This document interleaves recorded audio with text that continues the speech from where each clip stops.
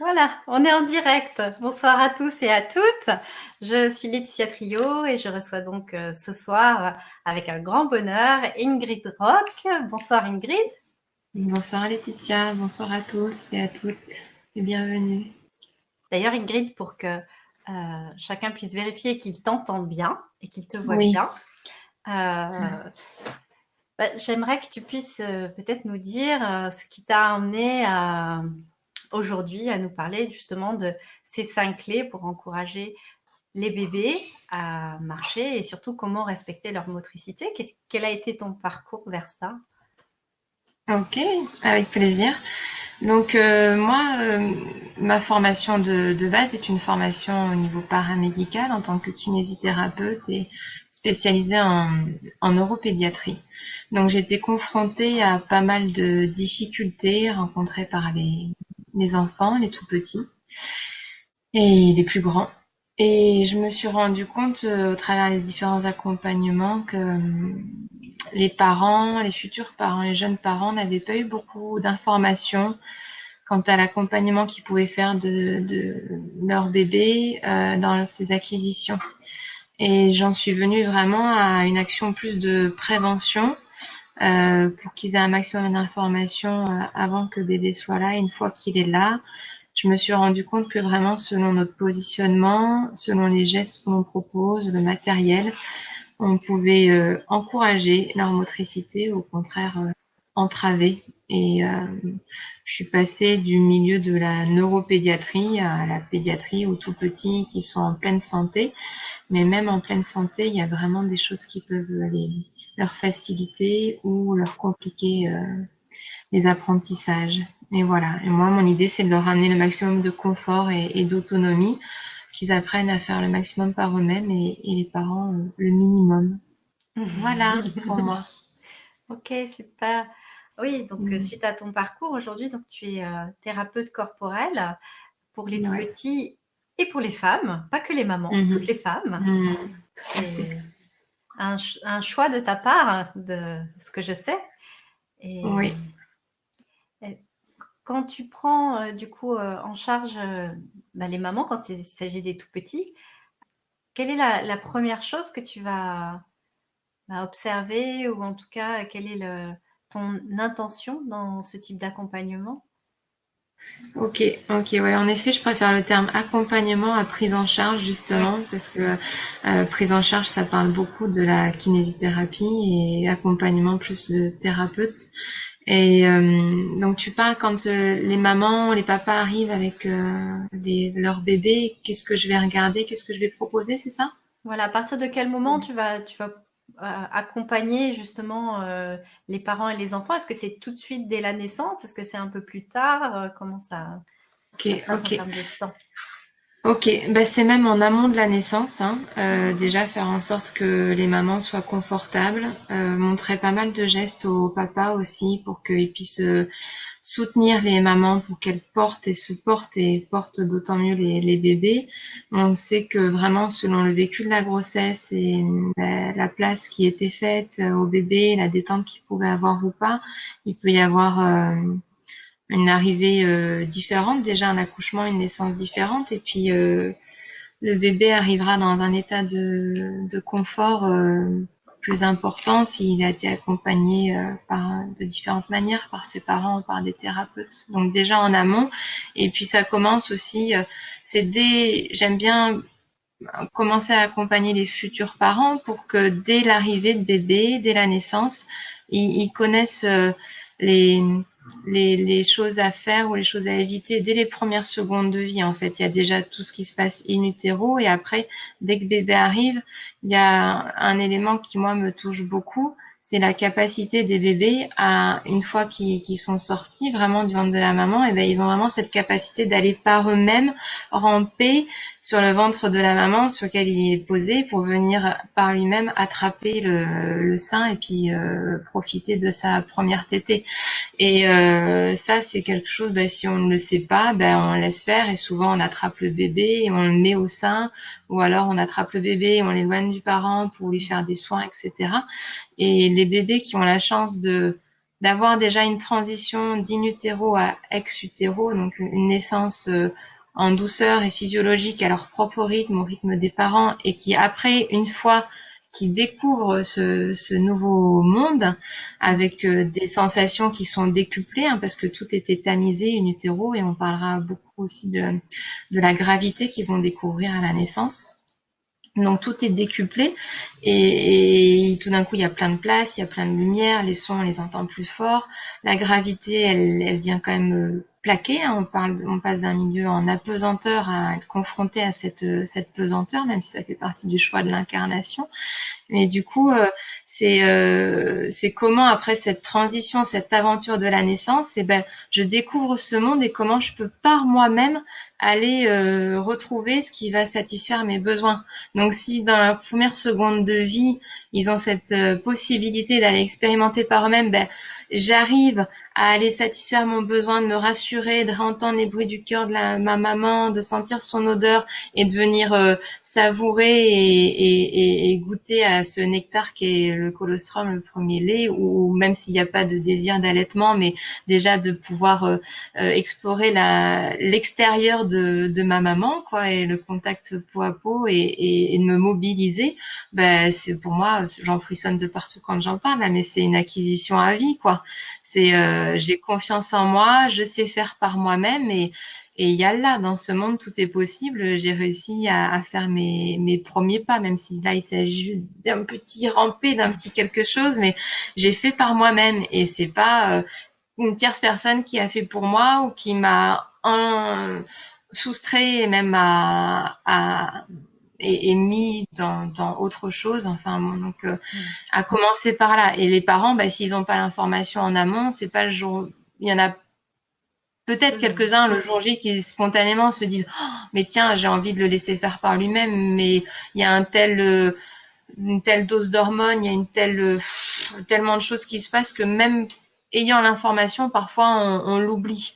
Donc j'aime bien insister là-dessus, sur le fait de laisser les faire ça, et, et les soutenir juste une main au niveau de leur base, au niveau de leur bassin, et puis on est là, on les rassure et ils font à leur rythme, quoi. Ils prennent le temps qui est juste pour eux. Et nous, c'est comme je disais, le futur papa avec la future maman, c'est on les soutient pour qu'ils se portent par eux-mêmes. C'est vraiment une des bases de l'autonomie, c'est on ne les porte pas, on ne les supporte pas, enfin si on les supporte, mais Mmh. pas physiquement, on les accompagne et on les soutient pour qu'ils se portent par eux-mêmes. Voilà, donc ça commence déjà là.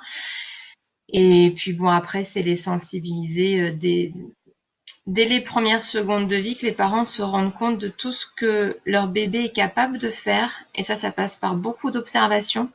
Je leur dis souvent, bah, si vous savez pas quoi faire, ne faites rien et observez-les et admirez-les et encouragez-les de cœur à cœur avec la parole, avec les mots et voyez où est-ce que votre cœur, vos mains ont envie d'aller, mais essayez de faire le minimum et qu'ils fassent le maximum dès les premières secondes de vie. Voilà. Toujours en accompagnant beaucoup, on en parlera sans doute là pas mal, au niveau de la base, du bassin, parce que c'est la base de sécurité en apto aussi, et c'est à partir de là qu'on se redresse au niveau du dos, de la colonne vertébrale, de la tête, et c'est à partir de là qu'il y a la gestuelle des mouvements des jambes, enfin, donc vraiment le bassin. S'il y a un mot-clé à retenir, c'est bassin. Bah, merci pour ça. On sent bien, hein, quand tu en parles, l'investissement que tu mets dans ces accompagnements et puis, cette redécouverte finalement de l'émerveillement de la vie et devenir Ouais. parent et mettre un enfant au monde, c'est aussi ça, c'est, avoir l'opportunité de, bah, ouvrir à nouveau les yeux, redécouvrir l'émerveillement de la vie et c'est vrai qu'on le sent vraiment à travers toi et c'est ça qui est toujours Ouais. magique et Mm. entre-temps, la magie fait que Séverine et Sarah nous ont répondu, donc on nous voit bien, on Super. nous entend bien, donc ça c'est top. Et, vraiment merci parce que pour ce que tu transmets aussi, c'est vrai que ça permet aussi de rassurer bah, les nouveau-nés, les enfants, mais les papas, les mamans, et puis comme tu le disais, on n'est pas parents, on le devient, et petit à Ouais. petit, bah, il faut réussir à amener un soutien, un accompagnement, mais qui soit juste vis-à-vis des bébés et des enfants, de respecter leur rythme.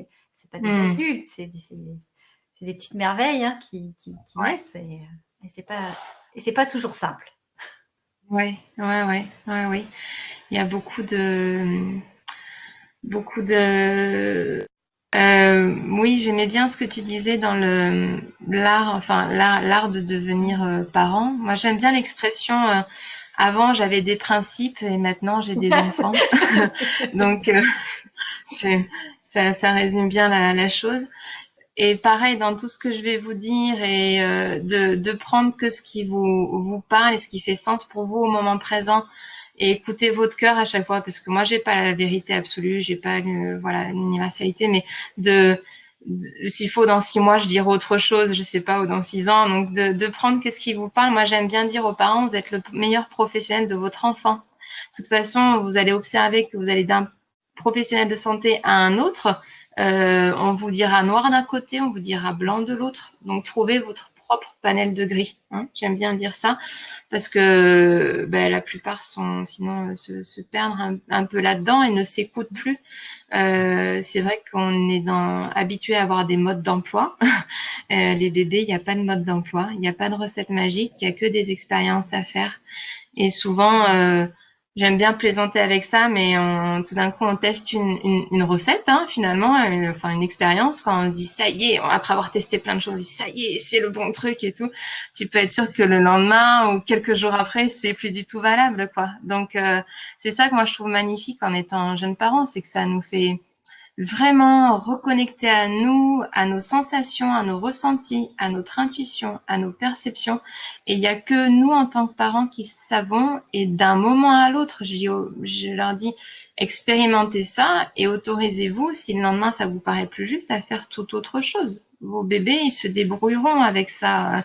Ils vous ont choisi avec vos facilités, vos difficultés. Donc, vraiment de s'écouter soi. Et pour moi, moi je me définis comme thérapeute corporelle, c'est pas pour rien, c'est vraiment écouter dans son corps.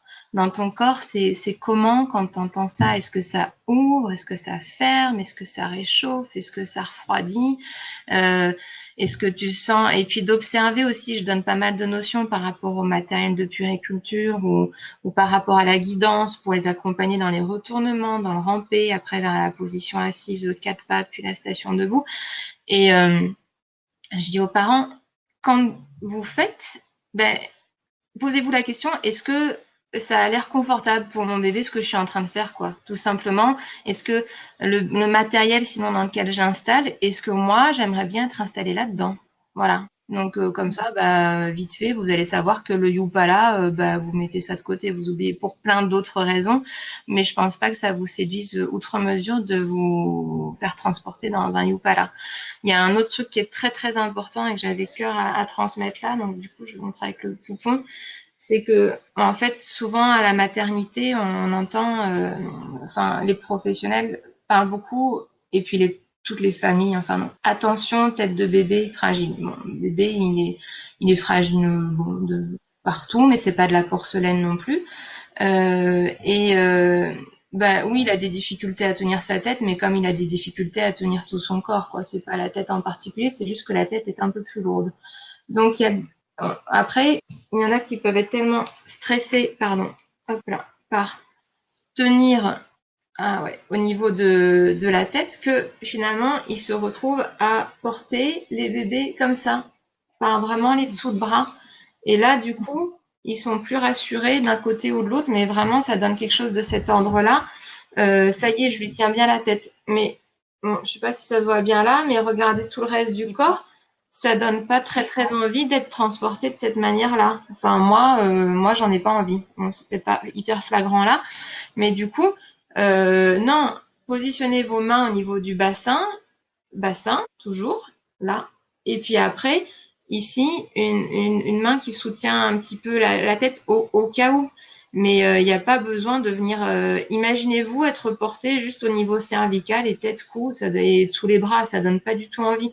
Alors que si on vous soutient au niveau de votre bassin et on est là, on encourage l'enroulement et on est là juste derrière la nuque au niveau des épaules pour vérifier que la tête ne part pas, et ben c'est beaucoup plus confortable. Bon, c'était pas, je sais pas trop le rendu en image, mais ça c'est un truc hyper important pour moi que La zone vraiment à soutenir, c'est le bassin. Et après, on vérifie juste au niveau de la tête. Mais si on est bien un bébé bien dans sa base, bien dans son bassin, bien enroulé, il va pas se retrouver avec la tête complètement en arrière, quoi.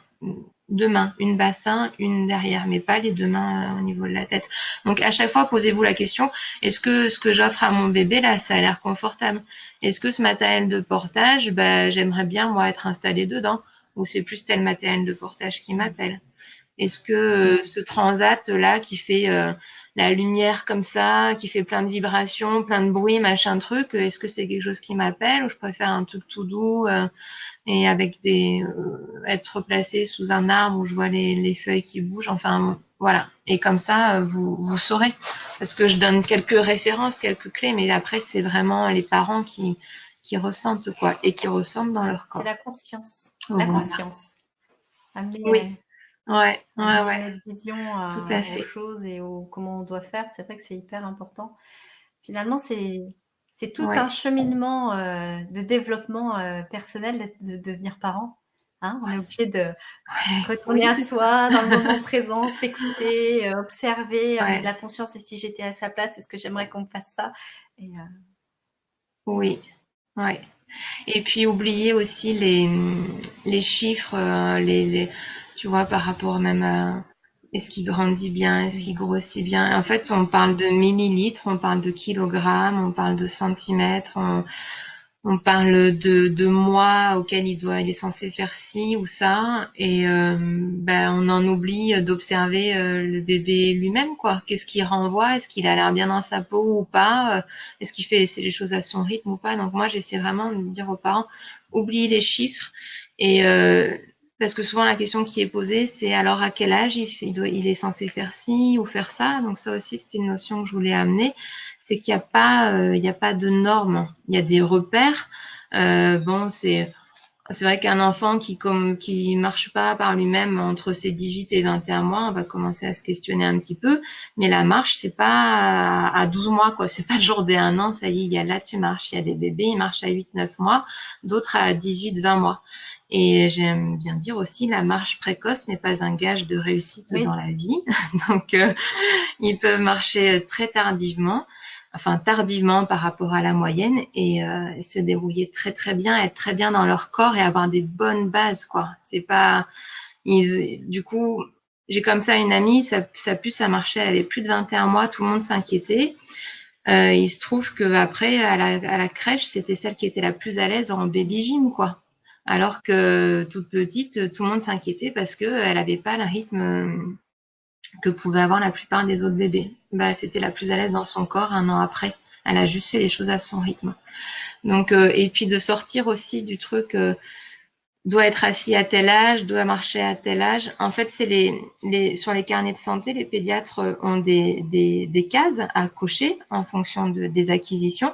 Et ça parle juste de tiens la position assise, tiens la position debout, marche, et on n'observe pas tout ce qui se passe entre temps. Et pour moi, le plus important, c'est pas un bébé qui tient assis parce qu'on l'a installé assis en disant faut qu'il tienne assis, mais qui est incapable de se retourner, qui peut pas se déplacer d'un objet à l'autre, machin, tout ça n'a pour moi aucun intérêt. Il sait pas s'asseoir par lui-même, mais il tient assis. Et du coup, on a coché la case. Donc c'est vraiment le plus important de montrer les passages, les transitions en dehors de ces acquisitions qui sont souvent euh, pointer. Voilà, ça c'est important aussi. ouais, observer, c'est Ce que hyper je voulais important. Moi, je vois, partager. tu parles de la marche, et moi, je l'ai expérimenté avec mon plus jeune, bon, qui est grand Ouais, préma aussi à ouais, côté, donc le stress, tout ça, moi, oui. j'ai expérimenté.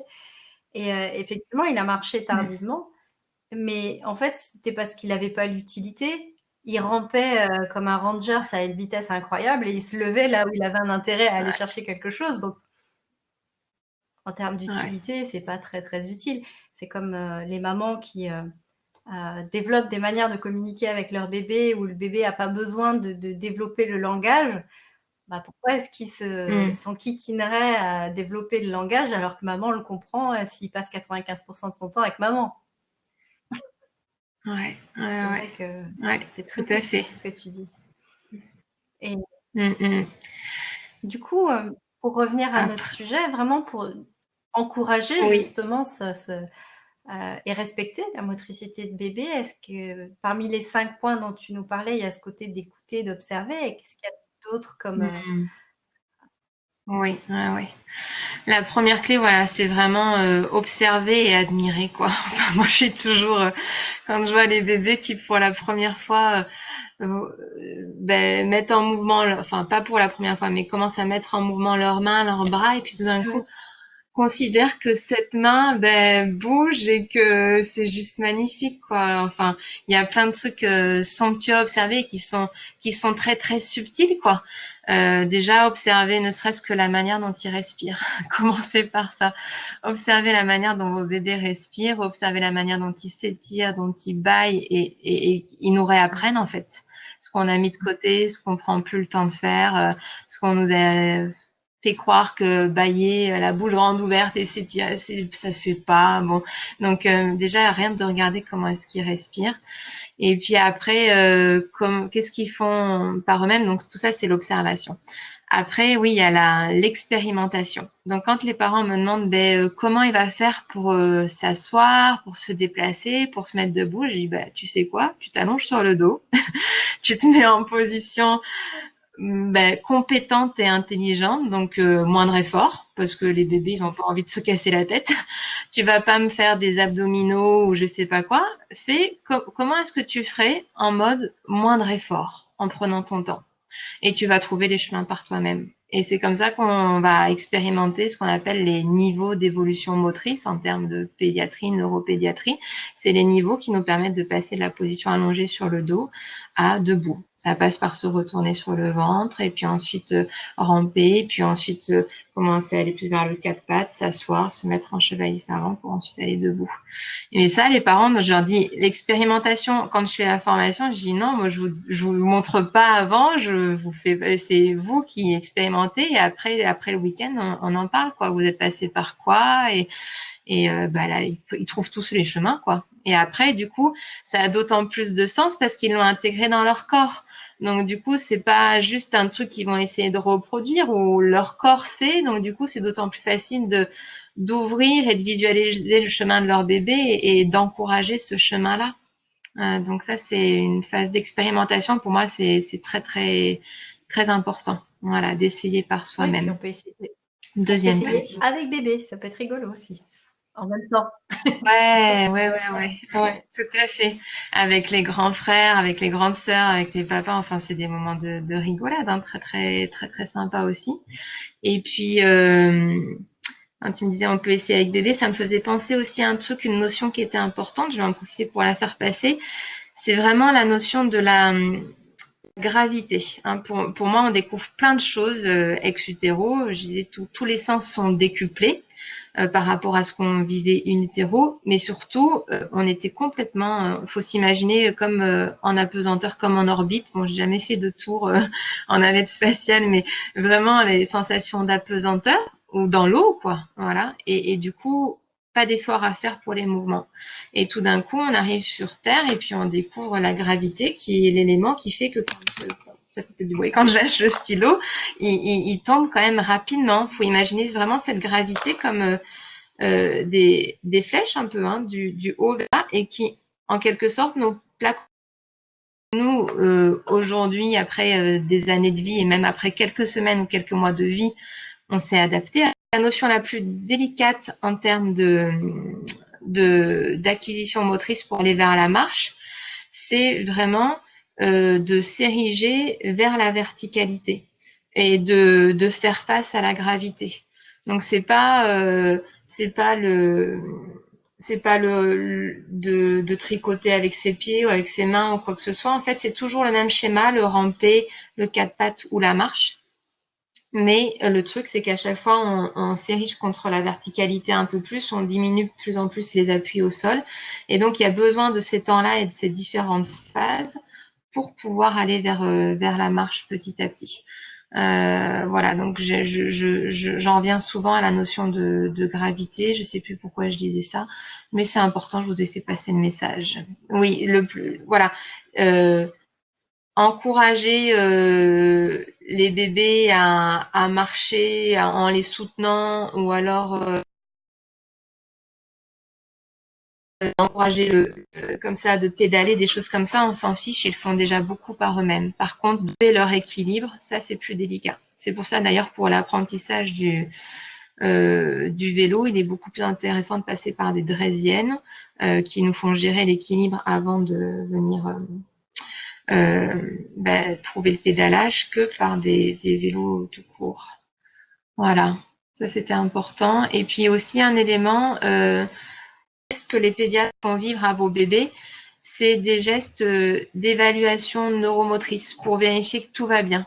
Donc le truc que je mets mon bébé debout et il a le réflexe de marche, ok, ça c'est juste un test. Ça n'a aucun intérêt, c'est un réflexe archaïque. Donc il n'y a pas besoin de lui faire vivre et revivre. Au contraire, tout ce qui est archaïque, on va arrêter de le faire revivre et il va falloir lui montrer pour qu'il expérimente par lui-même et prenne le contrôle de ça. Parce que s'il a après toujours besoin d'un soutien sous les aisselles pour pouvoir faire ses premiers pas, c'est un peu embêtant. Voilà, donc avoir la connaissance de ça. Je suis un peu partie sur autre chose, mais c'était important. Pour ceux qui s'inscriront pas pour la suite, c'est des notions essentielles. Après, il y en aura plein d'autres, mais ça, c'était pour moi un peu ma mission de les faire passer. Voilà. Après, dans les autres clés, il y avait vraiment la perception, hein, écouter ses perceptions corporelles et extracorporelles dans le sens de l'intuition. Ça aussi, moi, pendant la formation, vous amener beaucoup à ça. On prend le temps de relaxation, de visualisation, d'écoute de nos ressentis. Hein. Comme je vous disais tout à l'heure, si vous écoutez votre corps, vos corps, il vous dira, il vous répondra. Et pour savoir où est le bon endroit pour positionner sa main, pour accompagner son bébé. Enfin, vraiment, les perceptions corporelles, extracorporelles sont importantes. Et puis après, une dernière clé, mais c'est pas la clé la plus importante pour moi, c'est de vous donner un maximum de notions et quelques repères. Donc maximum de notions, c'est par rapport au matériel, c'est par rapport à l'aménagement de l'environnement, c'est par rapport à l'accompagnement, à la gestion des émotions pour nos bébés, c'est notre positionnement, enfin. Mais le plus important reste l'écoute, l'observation, l'expérimentation et l'écoute de soi. Après, les notions, si on en parle, il y en a tellement que je préfère donner les éléments pour que les parents soient autonomes et soient pas dépendants de moi, à savoir est-ce que ça c'est bien ou pas. Je les amène vraiment à ressentir pour eux et pour leur bébé si ça leur paraît adapté ou pas. Voilà ce que j'avais envie de vous partager. Merci pour tout ça. C'est le moment où vous pouvez poser vos questions, puisque on est là pour ça aussi, répondre à vos questions. C'est vrai que c'est important de savoir qu'est-ce qui aujourd'hui vous pose questions d'ailleurs. Quelles sont vos préoccupations? Qu'est-ce qui vous interroge? Est-ce qu'il y a des expériences personnelles par rapport à ça qui sont restées en suspens et sur lesquelles vous aimeriez avoir peut-être un point de vue différent ou complémentaire? Profitez-en. Et j'en ai profité pour faire passer quelques images pour qu'on puisse voir ton travail pendant les accompagnements. Merci. Oui, c'est important, je pense, que chacun puisse voir ce qui se passe aussi. Et j'aime beaucoup ces images-là, d'ailleurs. Je vais en remettre une. Où il y a aussi les perceptions, justement, de bébés qui sont stimulés avec les sons, avec la vision. Ouais. Parce que c'est vrai que les carillons, il y a le côté où ça bouge un peu, il y a le bruit, il y a le toucher aussi du bois. Des fois, si bébé attrape la languette, on va dire, je sais pas comment ça s'appelle, mais ouais. Puis c'est très angélique.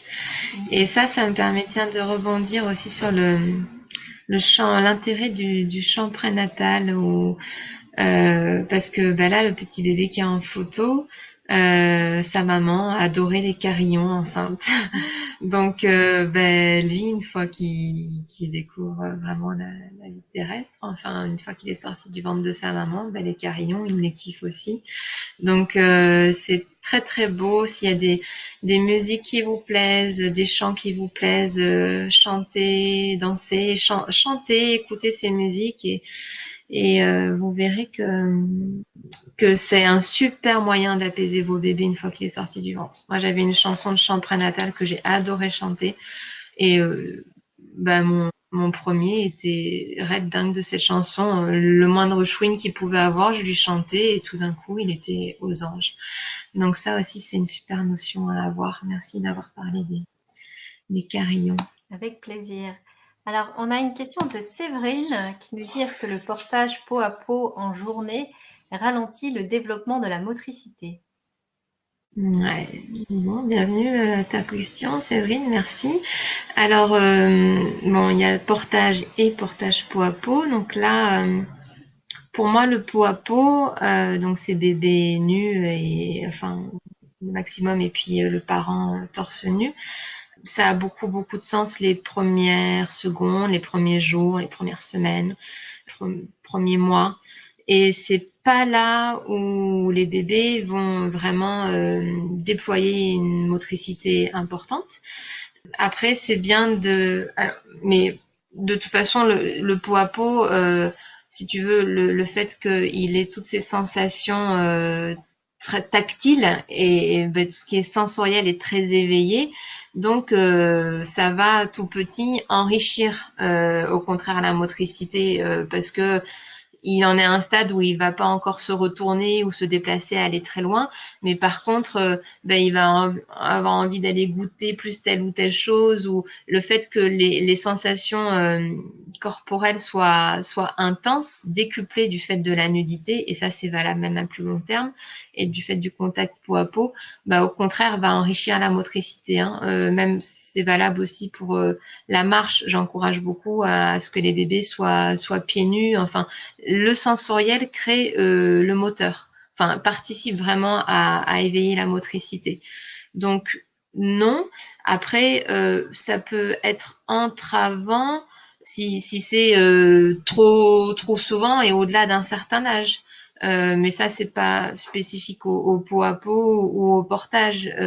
C'est les bébés qui sont constamment en cosy ou en nacelle ou en transat ou autre chose, c'est pareil que d'être constamment porté. Ça leur laisse pas l'espace d'explorer la motricité par eux-mêmes. Donc, vers les 2, 3, 4 mois, c'est important de leur laisser des espaces au sol. Donc ça, je précise aussi. Bon, c'est intéressant, tu peux commencer à aller voir du côté de l'approche Montessori et des nids d'eau, mais l'aménagement de l'environnement pour qu'ils aient des espaces pour se déplacer, aller vers le retournement. Enfin bon, après, il y a beaucoup, beaucoup, beaucoup de choses à dire. Mais le portage n'entrave pas la motricité plus qu'un autre élément, quel qu'il soit, du moment que c'est fait avec parcimonie, quand le bébé en a besoin, quand tu en as besoin. Et surtout pas le pot à pot, au contraire, des tout petits, ça va beaucoup enrichir, quoi. Voilà, je sais pas si ma réponse était claire, si ça répond à ta question, Séverine, hésite pas. Parce que ça ouvre sur plein de domaines. Et ça me fait penser justement en termes de portage, et parce que je pense qu'il y a quelques futures mamans ou futurs parents, par rapport au matériel, il n'y a pas besoin d'acheter grand-chose. Pareil, écoutez-vous. Mais s'il y a quelque chose qui me paraît indispensable, c'est un bon matériel de portage.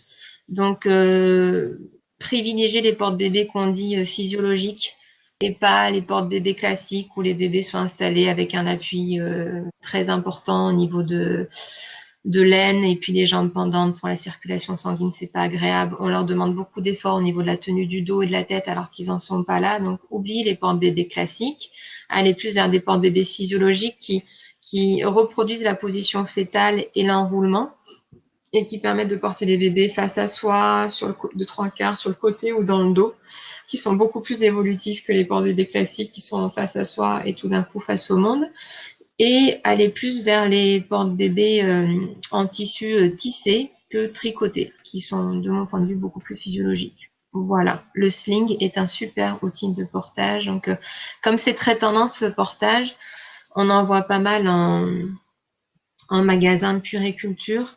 Le souci, c'est que les personnes sont pas des professionnels forcément du portage, sont plus des professionnels de la vente et qui vendent pas forcément le matériel le plus adapté. Que les écharpes les plus adaptées coûtent cher le mètre de tissu au mètre carré et du coup se vendent peu en magasin parce qu'ils font peu de marge dessus. Donc c'est plus du matériel qu'on trouve sur Internet et qui vit très très bien, donc on peut trouver l'occasion. Mmh. Voilà. Du coup, on est parti sur autre chose, mais c'est important aussi. Oui, c'est important. Après, le pot à moi, j'aurais aimé, voilà, revenir sur le pot à pot. C'est vrai que le pot à Ouais. pot, ça rassure bébé, et justement, moi, je fais mon expérience sur les prémas parce que, mes 2 enfants Oui. sont Bah prématurés oui. et c'est, un des éléments les plus importants aussi pour accompagner, justement les prémas, le côté, d'être en Oui. contact avec le parent, c'était rassurant, retrouver le cœur de maman Mm, et il y a beaucoup d'études mm, sur, le pot à pot qui montrent, au contraire que ça permet justement aux enfants bah, de, de, de mieux survivre déjà, puisque c'est une question mm, qui se mm, pose à ce moment-là, et surtout mm, de mm. pouvoir développer des compétences et de la confiance en soi pour aller plus loin. Oui, oui, oui. Et tout après est question d'âge.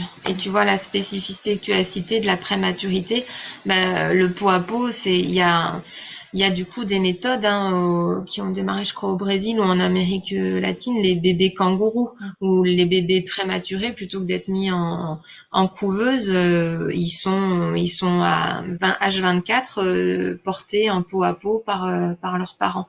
Et ils grandissent et grossissent beaucoup mieux que les bébés en couveuse. Mais après, ça c'est vraiment spécifique à la notion de prématurité. Et je pense qu'il faut être aussi et les premiers mois, après les 2, 3 premiers mois, 2, 3 premières semaines hyper important. Mais il y a un âge, de toute façon, tu le ressens quoi. Le bébé, il en a marre, il a fait le tour de toi quoi. C'est ça. Il va aller voir un petit peu autre chose et découvrir, explorer le monde.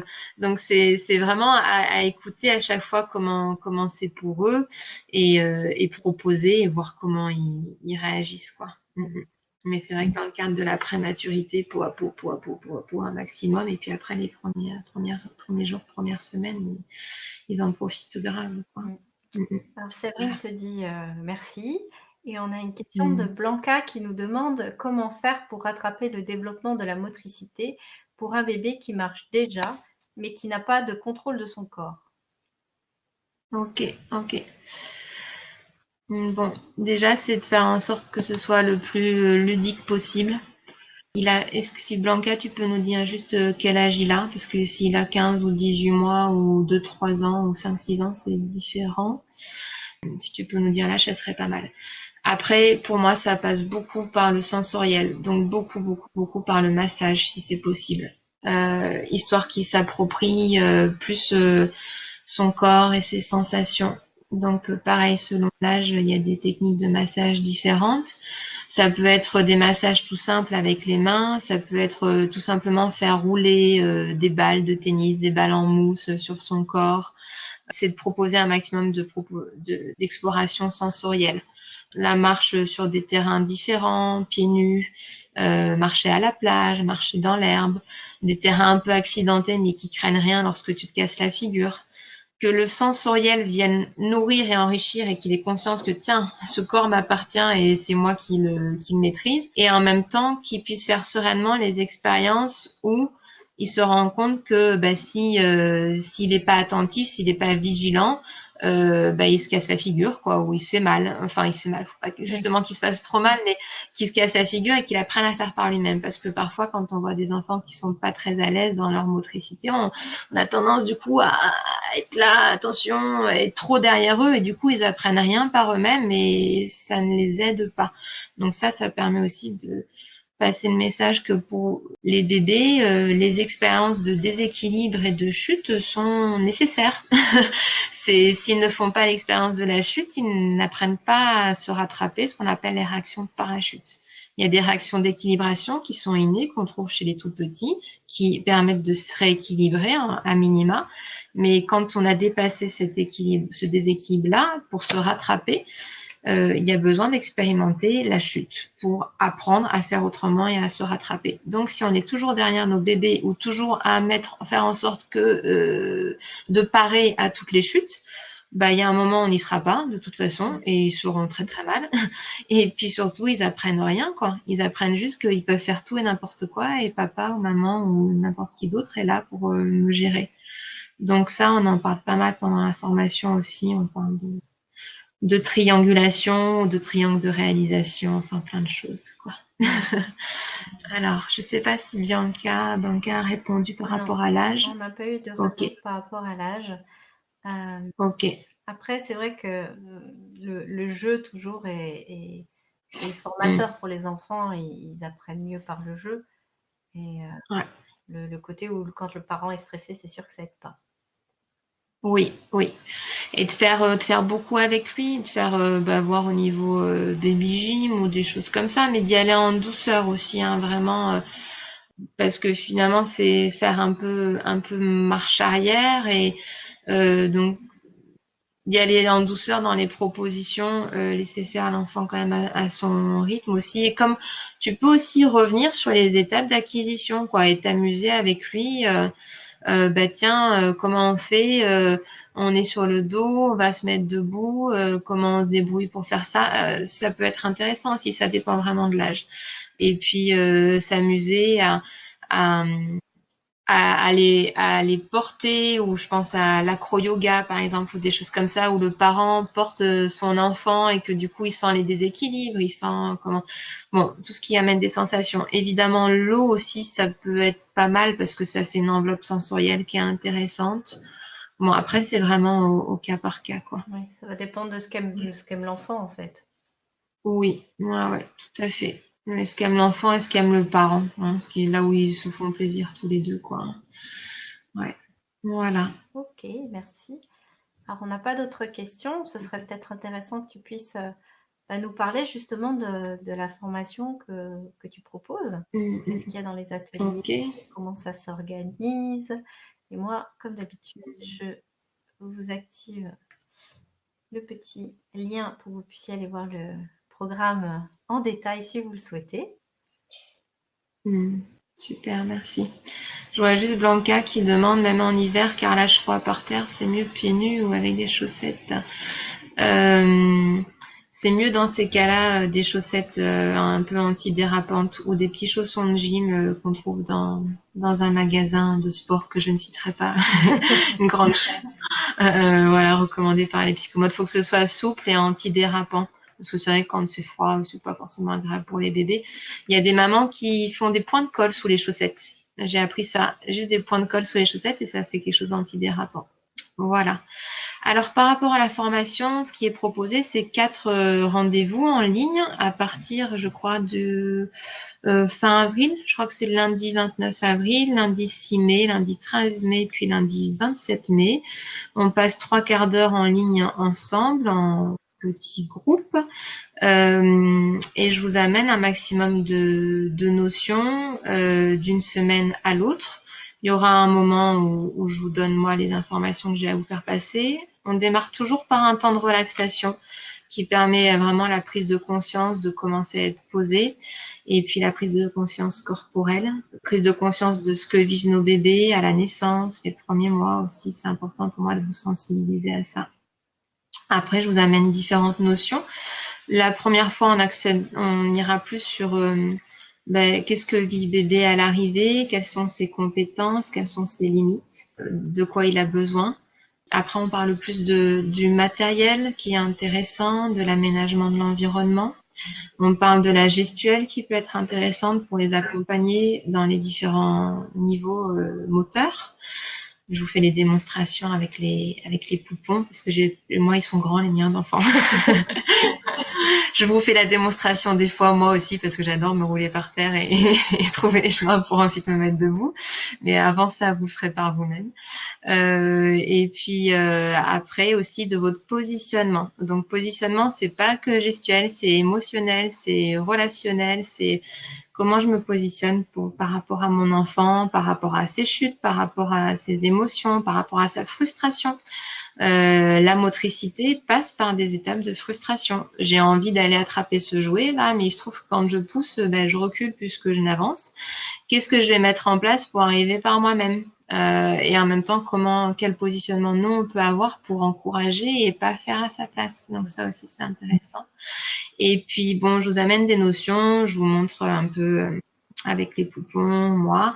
Et après, il y a toujours un temps de questions-réponses, d'interaction. Et puis à la toute fin, je vous donne un travail à faire pour la semaine d'après. Donc ça peut être de l'observation de vos bébés, de l'expérimentation par vous-même ou avec vos bébés. Voilà, histoire qu'on revienne dessus au webinaire suivant et que vous ayez trouvé vos propres chemins, vos propres clés et que moi je suis voilà juste comme un pour guider quoi, pour orienter et proposer. Voilà un peu. Super. Alors, il y a Bianca qui... C'est Blanca d'ailleurs, c'est pas Bianca, c'est Blanca. Qui nous dit Ouais. pour l'enfant, l'âge c'est 15 mois. D'accord. Ok. Ok. Bon, du coup, et bon, c'est une autre question. Il marche depuis combien de temps? Éventuellement, ce serait intéressant de savoir. 15 mois, moi, j'irais beaucoup vers des espaces sensoriels et aller dans l'eau et se rouler dans l'herbe et se rouler dans le sable. Parce que les massages à 15 mois, surtout si ça fait juste quelques mois qu'il marche, tu vas lui courir après, quoi. C'est pas forcément un moment où ils sont très, très posés. Après, ça peut être à certains moments, sentir que... Et puis voir, écouter quelle zone de son corps, tu vois, tu sens qu'il habite le moins. Qu'est-ce qui est le moins investi et du coup axer, peut-être pas faire pas tout en massage, mais axer sur ces zones-là et ça peut être tout simplement poser une main dessus, venir tapoter un peu avec tes doigts ou avec une balle ou voilà, ça peut être des choses comme ça. Et puis le porter sur toi en étant allongé sur le dos et puis vous vous amusez à faire des galipettes, des choses comme ça hein. Et faire en sorte de faire des parcours moteurs un petit peu mais que ce soit que s'il chute, il se fasse pas un gros bobo, quoi. Voilà, tout ça, tu peux trouver des idées de cet ordre-là. Voilà, et puis il est jamais trop tard et il trouvera ses propres chemins pour réajuster hein, de toute manière. Super. Voilà. Merci.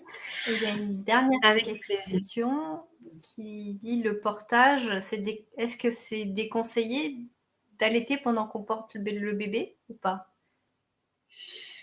Alors, ça dépend de ton confort. Toi, en tant que maman, tu verras que d'allaiter et de porter en même temps, surtout si tu marches, enfin bon après allaiter, porter, si t'es en position assise, autant desserrer le mode de portage pour qu'avoir plus de liberté pour le bébé et pour toi. Moi, allaiter et porter, je l'ai fait juste en dépannage, quoi. Genre, je fais un magasin et puis là, tout d'un coup, mon bébé en peut plus et je trouve pas d'autres moyens qu'eux et du coup, c'est quelques tétouilles de dépannage. Mais sinon, c'est ni confort pour le bébé ni pour la maman de mon point de vue, quoi, surtout quand on est en mouvement. Mais parfois, il y a urgence. Voilà. Après, juste un mot par rapport à la formation, hein, ce qui a été pas mal apprécié, c'est pour ça, moi aussi, je souhaite déployer en ligne, c'est que au-delà des ateliers que je peux faire en présentiel, c'est vraiment, du coup, on a beaucoup plus de contenu parce qu'on peut se voir 3/4 d'heure, une fois, 2 fois, 3 fois, 4 fois. Donc, on va beaucoup plus loin et c'est une grande facilité pour les jeunes parents, ou futurs parents, jeunes parents, de se connecter. Parce que quand on est jeune parent, se rendre à un atelier avec son bébé, une contrainte horaire. Bon, là, il y a 3/4 d'heure, on aura un rendez-vous à chaque fois de 9h30 à 10h15, mais vous pouvez voir par la suite, quoi, ou en replay si vous n'êtes pas présent. Bon, même si c'est quand même intéressant d'être là pour l'interaction, mais les mamans ont beaucoup apprécié, les jeunes mamans, de pouvoir faire ça depuis leur lit, justement, bébé au sein ou pas, encore en pyjama, la tête en vrac. Il y a que moi qui dois être à peu près présentable. Et moi, bon, ils ont 7 et 10 ans, alors j'ai le temps d'être présentable, ça va. Voilà, donc ça, c'est très, très appréciable. Et quand même, il y a une belle interaction après sur les groupes par rapport au questionnement. Voilà. Et je trouve que la formation est particulièrement adaptée à des bébés de 0 à 4, 5 mois. Ou alors futurs parents qui sentent que c'est juste pour eux et qui après reprendront les replays une fois que bébé est là. Mais bon, il y a quand même des expérimentations que je propose de faire avec bébé. Donc après, vous pouvez très bien faire avec poupon ou voir si vous sentez en tant que futur parent que ça a du sens maintenant, allez-y. Mais le plus adapté vraiment, c'est les premières semaines. Voilà, dans l'idéal. Ok, super. Bah, merci pour ces précisions. C'est vrai que c'est important de savoir la tranche d'âge qui est concernée par les Oui. ateliers. Et je suis en train de regarder s'il y a des... A priori, il n'y a pas de nouvelles Oui. questions. Est-ce que... Après, juste la formation aussi peut très bien s'adresser aux professionnels de la santé ou de la petite enfance, c'est-à-dire des nounous, des professionnels de crèche ou papy, mamie aussi, ou tata, tonton, enfin des personnes qui sont sensibles au sujet et qui, dans leur environnement personnel ou professionnel, sont en contact d'enfants de tout petits. Ça peut être un beau cadeau aussi en tant que grand-parent de faire à ses enfants et donc à ses petits-enfants. Mais vraiment, ou alors aux professionnels de la santé, ostéopathes ou kinésithérapeutes ou professionnels de la maternité ou de la parentalité comme des accompagnantes à la naissance ou sages-femmes. Enfin, ça peut être... et qui souhaitent avoir de plus en plus d'accompagnement de tout petit, de pédiatre, ça peut aussi être intéressant pour eux. Voilà. Oui, d'avoir une autre Pour vision. le groupe Mm. aussi. Ouais, tout à fait. Et oui, dans le groupe, c'est important que chacun puisse amener sa propre expérience et le fait d'avoir un public varié et des participants de domaines variés, ça nourrit énormément. Ouais, tout à fait. Super. Bah, écoute, merci en tout cas Ingrid pour tous ces bons conseils et toutes ces informations importantes. Et, Avec plaisir. et moi, ça me touche parce que je vois vraiment le rapprochement qui peut se faire entre bah, la vie quotidienne et tout ce qu'on peut partager, nous, chez Académie Nouvelle Vie, où on est très orienté sur la spiritualité et le développement personnel. Et la spiritualité et le développement personnel, c'est surtout le quotidien. Et quand on devient parent, bah, on goûte ça en plein. Ouais, Et, ouais, ouais, ouais. et c'est vrai que par ton approche, on ressent et on vit vraiment ce mélange des deux et je trouve ça vraiment enrichissant et vraiment nourrissant. Merci. Oui, puis moi j'ai envie de souhaiter à tous les personnes, toutes les personnes qui sont là ou qui vont écouter par la suite de vraiment de considérer ces petits êtres qui sont encore tout petits et encore prématurés dans le sens physiologique pour faire les choses par eux-mêmes, hein, aller se déplacer. On est des mammifères qui sont pas tout à fait terminés, hein, parce que il faut encore 8, 9 mois pour après la naissance, mais on pourrait pas accoucher de bébés qui ont 8, 9 mois. Pour les mamans qui ont déjà accouché, on rend compte que non. Donc, du coup, les considérer, c'est pas parce qu'ils sont dans un petit corps et pas encore en capacité de faire tout ce qu'ils voudraient faire qu'ils ont rien à nous apprendre, quoi. Au contraire, je pense qu'on a beaucoup à apprendre d'eux.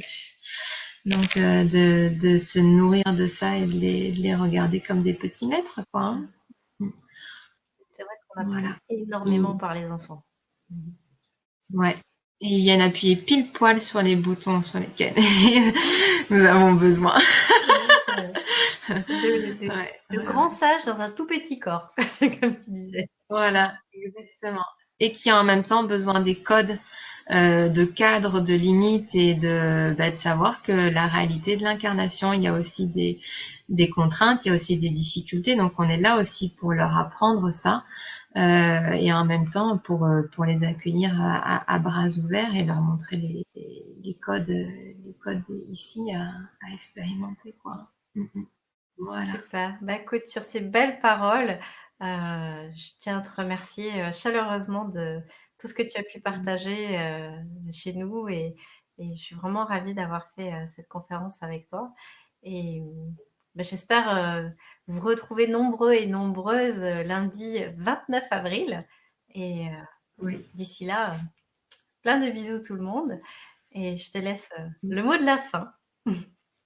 Ok, c'était un plaisir. Je vous souhaite de beaux apprentissages et de belles expérimentations avec vos chouchous et une jolie continuation à vous tous et à vous toutes. Ciao!